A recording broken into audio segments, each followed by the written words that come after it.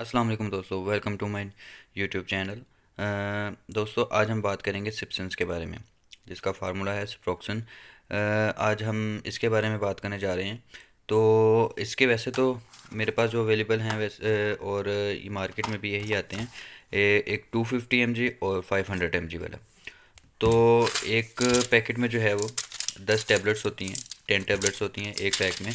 और किसी भी इसकी प्राइस जो है, प्राइस पे बात करें तो प्राइस एक 250 mg की प्राइस जो है वो 160 रुपये है।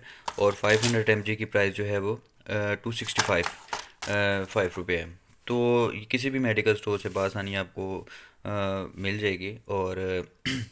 और अगर हम इसके बेनिफिट्स की बात करें तो दोस्तों इसके ये एक एंटीबायोटिक मेडिसिन टैबलेट है।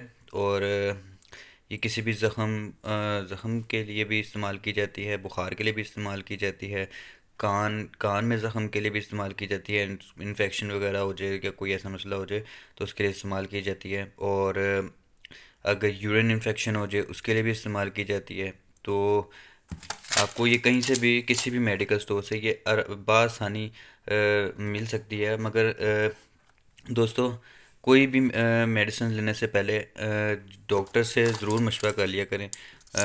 किसी भी मेडिसिन को बगैर डॉक्टर के मशवरे के मुताबिक वैसे भी नहीं यूज़ करना चाहिए।